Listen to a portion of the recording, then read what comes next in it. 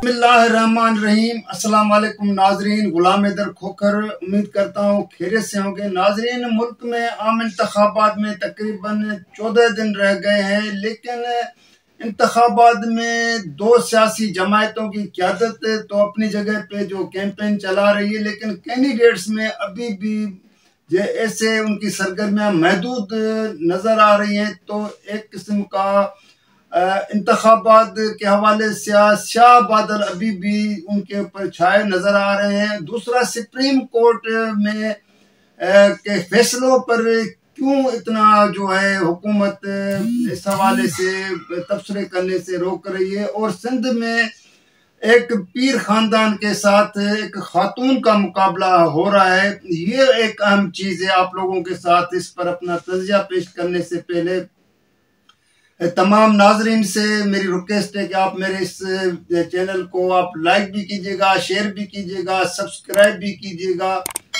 और कमेंट्स के साथ आप इसको फेसबुक पर भी फॉलो कर सकते हैं।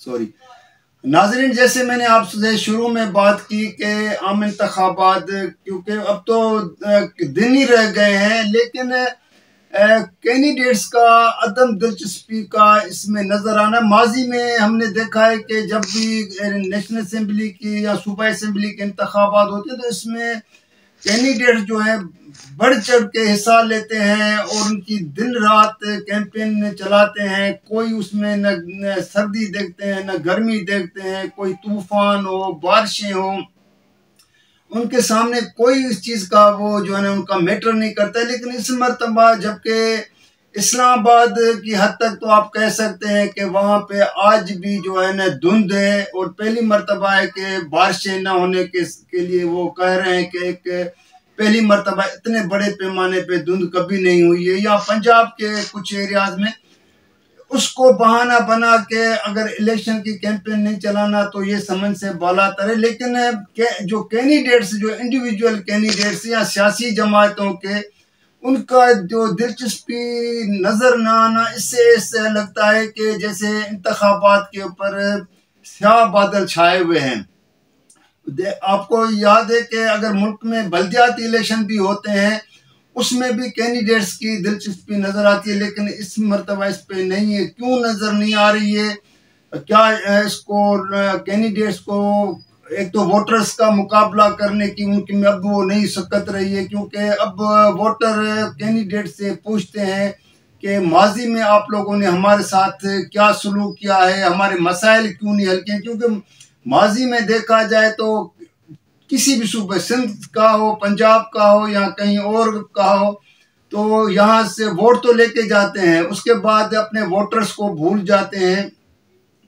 तो साथ में जो मैंने आप लोगों के साथ बातचीत शेयर की थी कि सुप्रीम कोर्ट के फैसलों को हवाले से हुकूमत का ये है कि आप उस पर तबसरा भी न करें और जजेस की किरदार कोशिश न करनी चाहिए। ये तो हम भी इस बात से एग्री करते हैं, लेकिन फैसलों पे, सुप्रीम कोर्ट के फैसलों पे बातचीत हो सकती है और तबसरा करना चाहिए। इससे कोई, क्योंकि सुप्रीम कोर्ट के फैसले, ये तो नहीं होता है कि अगर सुप्रीम कोर्ट ने जो भी फैसला दिया है तो कोई बंदा उस पर बातचीत न करे, जिस पर हुकूमत ने एक कानून बनाया है, कमीशन बनाया है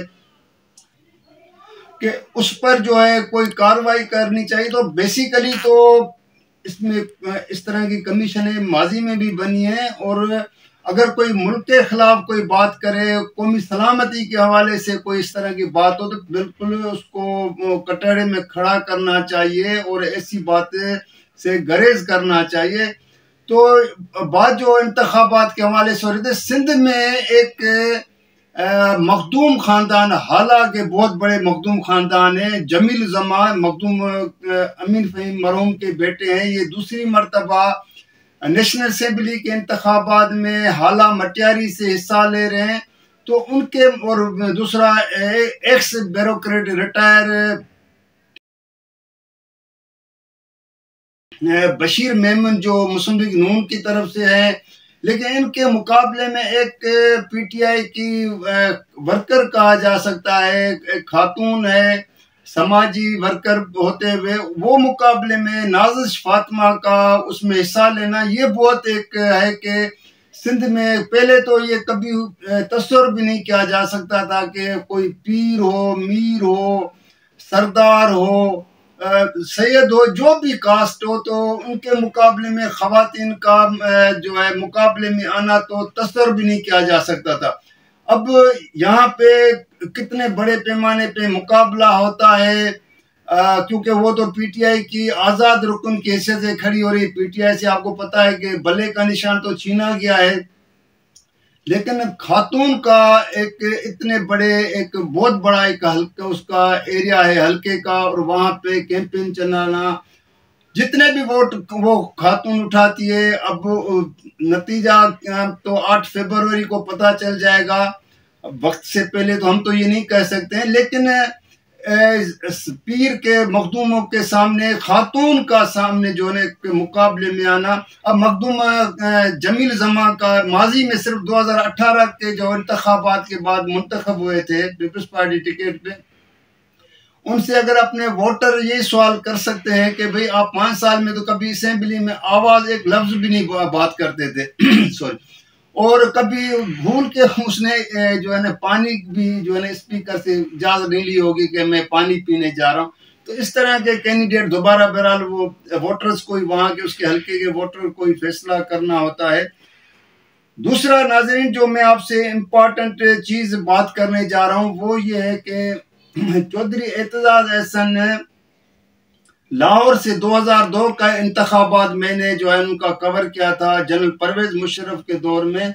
तो उस वक्त चौधरी एतजाज अहसन ने जब पीपल्स पार्टी टिकट पे खड़े थे तो उसका जो नारा था लगाया हुआ था बैनर पोस्टर्स पर कि बेनजीर भुट्टो का भाई और कलसूम नवाज का वकील, क्योंकि उस वक्त नवाज शरीफ और फैमिली उसकी पूरी कलसूम नवाज जो है जलावतन अज खुद हो गए थे सऊदी अरब। तो उस वक्त एतजाज अहसन का ये नारा था। इस मरतबा सरदार लतीफ़ खोसा पीटीआई का आज़ाद उम्मीदवार हैं, मशहूर वकील हैं, और ख्वाजा साद रफीक का मुकाबला हो रहा है। और लाहौर से ये बड़ा दिलचस्प मुकाबला, मैं पिछली वीडियो में तो आप लोगों के साथ यास्मीन राशिद और नवाज शरीफ की बात कर चुका हूँ, लेकिन लाहौर के हल्के से ये इंतखाबात बड़ा दिलचस्प है और लोगों की बड़ी इस इंतखाबात पे नजर है।